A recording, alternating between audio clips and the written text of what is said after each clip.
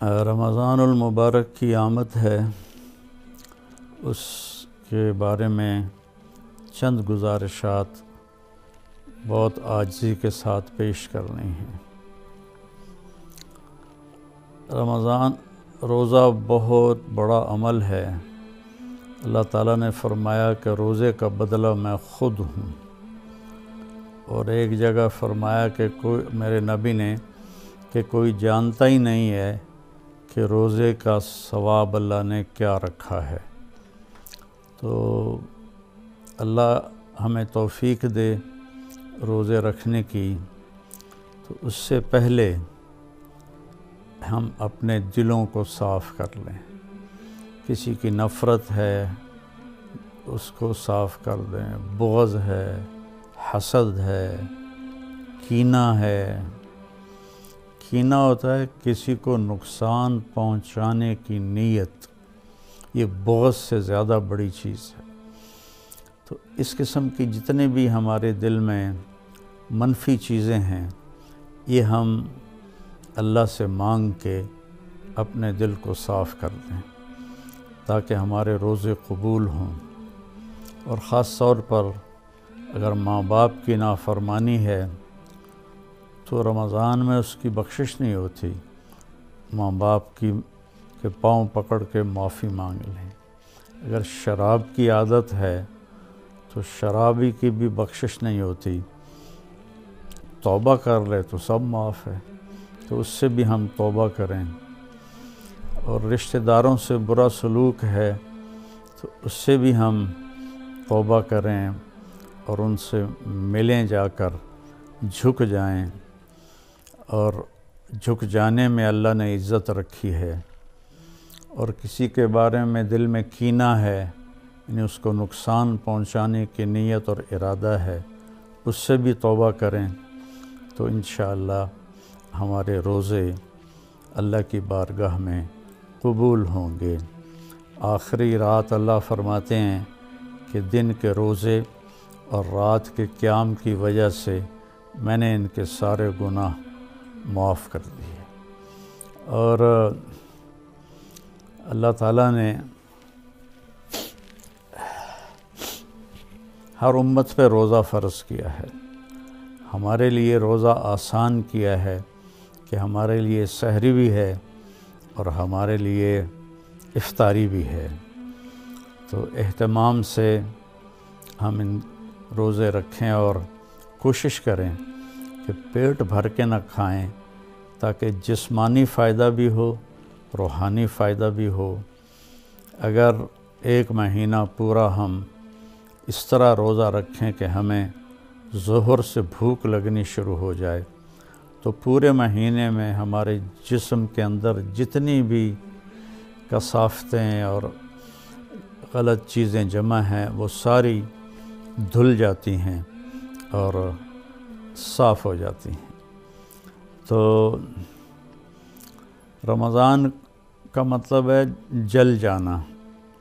تو رمضان اور جل جانا اور روزہ، اس میں مناسبت یہ ہے کہ جوں جوں انسان روزے رکھتا چلا جاتا ہے اللہ اس کے گناہوں کو جلاتا جاتا ہے، یہاں تک کہ آخری رات اس کے سارے گناہ جلا کے اسے پاک اور صاف کر دیتا ہے۔ تو ہم اپنے دلوں کو صاف کر کے لڑے ہوئے سے صلح کر لیں، معاف کر دیں۔ چند دن کی دنیا ہے، لڑائی جھگڑے کا موقع ہی کہاں ہے۔ چند صبحیں ہیں، چند شامیں ہیں، بہت سی بیت گئیں، تھوڑی باقی ہیں۔ بہادر شاہ ظفر رحمۃ اللہ علیہ کا شعر ہے، ان حسرتوں سے کہہ دو کہیں اور جا بسیں، اتنی جگہ کہاں ہے دل داغدار میں۔ تو دل داغدار میں اللہ کی محبت اور اللہ کے رسول کی محبت اور اللہ کے بندوں سے محبت اپنائیں تاکہ ہمارا ہر عمل قبول ہو اور اللہ تعالی ہم سے راضی ہو۔ اور دوسری بات یہ ہے مالدار حضرات کے لیے کہ زکوٰۃ کا تو ضرور اہتمام فرمائیں۔ بہت غربت ہے، اور بہت مہنگائی ہے، ہمارے گناہوں کی سزا ہے کہ مہنگائی کا عذاب ہے ہمارے اوپر۔ جو اللہ ہی ٹالے تو ٹالے، تو ہم سب اللہ کی بارگاہ میں توبہ کریں اور کھل کے مال خرچ کریں، زکوٰۃ بھی دیں، زکوٰۃ سے بڑھ کر بھی دیں، اور ڈھونڈ ڈھونڈ کر خاص طور پر ان لوگوں کو جو سوال نہیں کرتے اور گھر میں فاقہ ہے، انہیں تلاش کر کر کے ہم اپنا مال خرچ کریں کہ جو ہم نے خرچ کر دیا وہ ہمارا ہو گیا، جو ہم نے بچا کے جمع کر لیا وہ مرتے ہی پرایا ہو گیا، پتہ نہیں اولاد کا ہے یا کس کا ہے۔ تو زیادہ سے زیادہ اللہ کے نام پر مال خرچ کریں، غریبوں کو ان کو ڈھونڈ کر، مریضوں کو، روزہ رکھنے والے روزہ رکھ نہیں سکتے ان کو ان کی امداد کریں، تو اللہ تعالیٰ آپ کے اس مال کو جہنم سے بچاؤ کا ذریعہ بنائے گا۔ اور کسی سے ناراض ہیں تو اس کو معاف کر دیں، کوئی آپ سے ناراض ہے تو اس سے جا کے معافی مانگ لیں، تو ہمارے روزے انشاءاللہ قبول ہو جائیں گے۔ کثرت سے تلاوت کریں قرآن کی۔ بخاری شریف کی روایت ہے، کانا رسول اللہ صلی اللہ علیہ وسلم اجود الناس، اللہ کے نبی سب سے زیادہ سخی تھے، وَأَجْوَدُ مَا يَكُونُ فِي رَمَضَانَ حِينَ يَلْقَاهُ جِبْرِيلُ يَأْتِيهِ كُلَّ لَيْلَةٍ فَيُدَارِسُهُ الْقُرْآنَ، اور رمضان میں آپ بہت زیادہ سخی ہو جاتے تھے، جب جبریل آتے تھے روزانہ رات کو آپ جبریل کے ساتھ قرآن کا دور فرماتے تھے۔ تو یہ واحد نبی ہیں جن کے پاس اتنی کثرت سے جبریل تشریف لائے، ہر رات تشریف لاتے تھے۔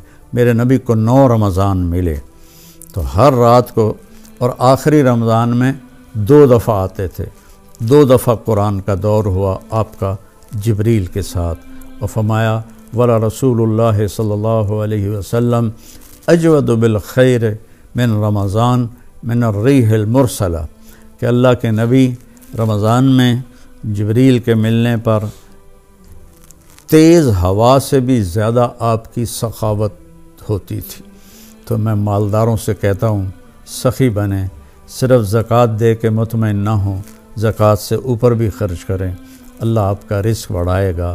اللہ مجھے آپ کو توفیق نصیب فرمائے۔ السلام علیکم ورحمۃ اللہ وبرکاتہ۔